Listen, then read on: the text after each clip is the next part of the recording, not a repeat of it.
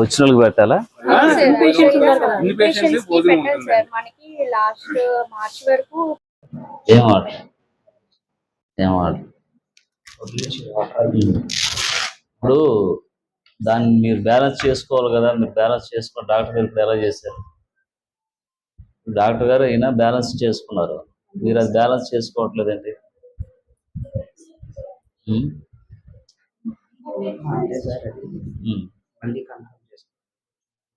అదే ఆవిడ అలా చేయలేదు కదా.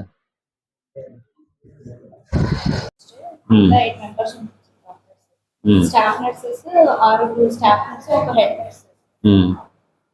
జీడిఏలు 6, ల్యాబ్ టెక్నీషియన్స్ 2, ఫార్మసిస్టులు 2. మీరు ఏ ఊరు? బాగా చూస్తున్నారా డాక్టర్ గారు? ఏదైనా ఉంటే చెప్పండి. మిగతా పోస్టులు ఒక్కొక్కరు ఉన్నారు సార్. పిఎం అసిస్టెంట్ ఒకరు, ఓటీ టెక్నీషియన్ ఒకరు, ఫిజియోథెరపిస్ట్. అదే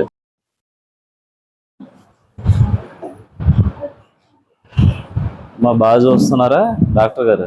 ఏ ఊరు మీది? రెడ్డికోపల్లి. అమ్మ బాగా చూస్తున్నారా? అందరు బాగున్నారా?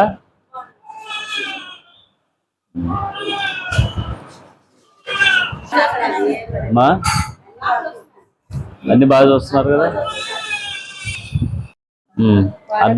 ఏదో అర్ధరాత్రి ఎవరికి యాక్సిడెంట్ అవుద్ది 1 గంటకి.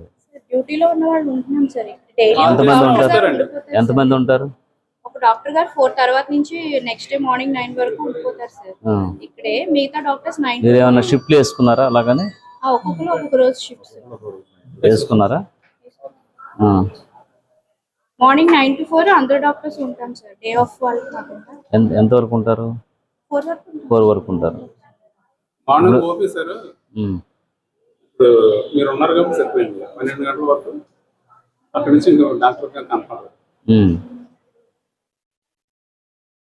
అది ఒకసారి మీరు చెక్ చేసుకోండి. నాకు కంప్లైంట్స్ వచ్చినాయి, మళ్ళీ ఎప్పుడు విజిటింగ్కి వస్తాం తెలియదు. అది చెప్పిన టైంకి కాకపోయినా వేరే టైంకైనా వస్తాం. 3 గంటలకు వస్తారు సడన్ గా. అందుబాటులో ఉండాలి కదా. క్యారేజీలు ఇప్పుడు మీరు భోజనానికి వెళ్తారు, ఎన్నింటికి వస్తారు? మళ్ళీ భోజనం తెచ్చేసుకుంటారా?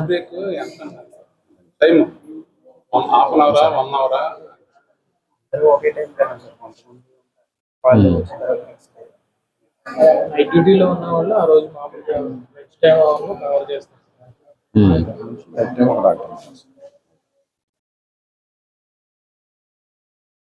అది మన కాన్స్టిట్యున్సీకి ఇది పెద్ద హాస్పిటల్. డాక్టర్స్ కూడా 8 మెంబర్స్ ఉన్న ఇది హాస్పిటల్. ఇది చాలా కంప్లైంట్స్ వచ్చినాయి సూపరింటెండెంట్ గారు, అందుకని నేను విజిటింగ్కి రావాల్సి వచ్చింది. చూడండి, చెక్ చేసుకోండి, మళ్ళీ నేను రిపీట్ రాకోకుండా చూసుకోండి. అది మీరు ఎంతమంది డాక్టర్స్ ఉన్నారు కనుక మీరు చాలా జాగ్రత్తగా చేసుకోవాలి. ఏజెన్సీ ప్రాంతం కదా, ఏ టైంకి ఏం జరుగుతుందో తెలియదు. సడన్గా మనమే బయటకు వెళ్ళాల్సి వస్తుంది అక్కడ పేషెంట్ని తీసుకొని, పేషెంట్ని చూడటానికి.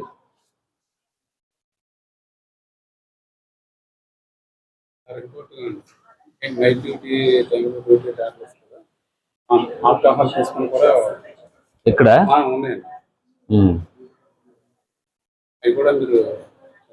సరే, ఎప్పుడు వస్తానో తెలీదు.